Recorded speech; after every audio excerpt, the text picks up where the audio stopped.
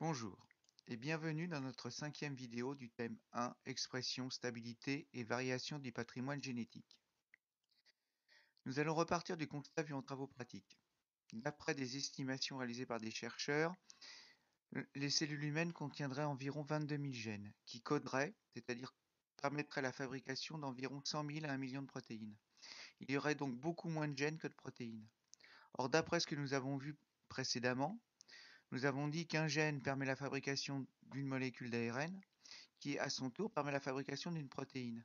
Donc il devrait y avoir autant de protéines fabriquées que de gènes. Or, on constate qu'il y a beaucoup plus de protéines fabriquées dans les cellules humaines et dans les cellules eucaryotes en général que de gènes. Notre problématique donc sera la suivante: comment expliquer la diversité des protéines, le grand nombre de protéines produites à partir d'un nombre beaucoup plus restreint, plus petit de gènes? Donc un rappel sur la transcription de l'ADN en ARN dans le noyau. Donc cette transcription concerne les gènes. Elle est possible grâce à une enzyme appelée ARN polymérase. Un gène va être transcrit en un ARN.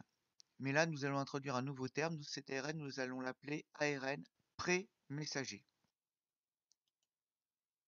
Il est constitué de nucléotides A, U, G, C.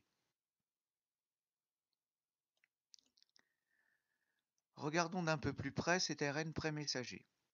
Il est schématisé ici avec des couleurs. On peut séparer cet ARN pré-messager en différentes parties. Certaines que j'ai entourées en rouge que l'on appellera exons, d'autres en rose que j'ai entourées en bleu que l'on appellera introns. Que se passe-t-il dans le noyau pour cet ARN pré-messager? Il va subir une évolution que l'on appelle une maturation.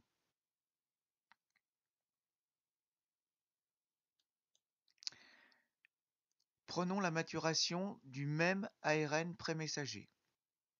Il va subir des étapes d'un phénomène que l'on appelle épissage. Il va y avoir un découpage de cet ARN pré-messager en introns et exons.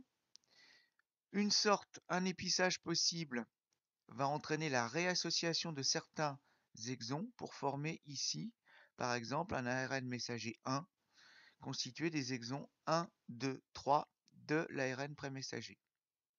Un autre épissage possible, un épissage ici appelé 2, va permettre la formation d'un deuxième type d'ARN messager, l'ARN messager 2, constitué lui des exons 1, 2 et 4 de l'ARN pré-messager.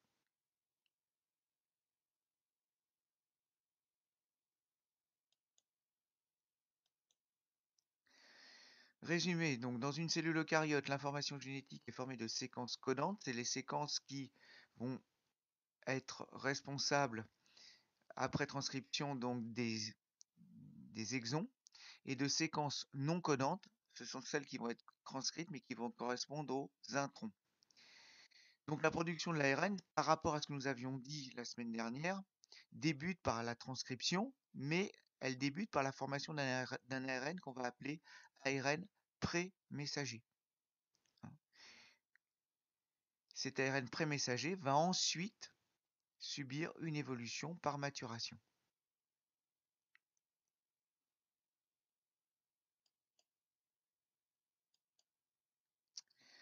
Cette évolution de l'ARN pré-messager, donc parmi ces évolutions, on parle d'épissage, au cours duquel les séquences non codantes appelées introns vont être éliminées.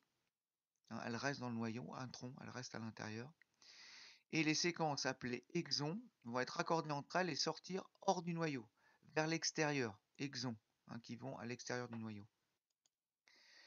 Définition de l'épissage, vous la trouvez, donc soudure des exons de l'ARN pré-messager après élimination des introns. Et c'est une des étapes de la maturation des ARN.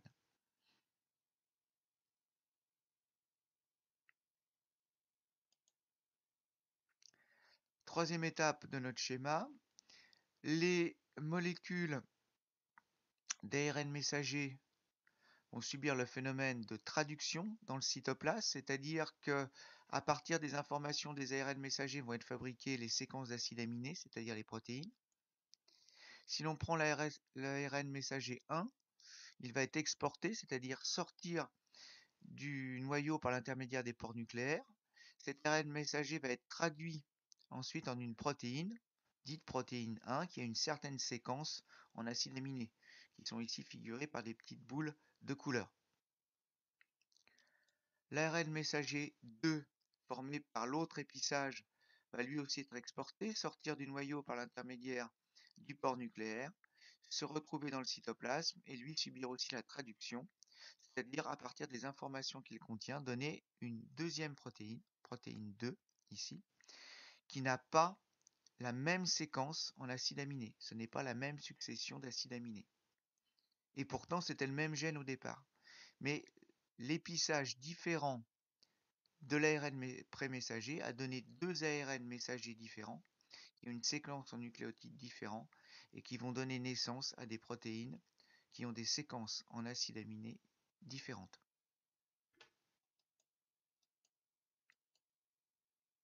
On parle d'épissage alternatif pour expliquer ce phénomène.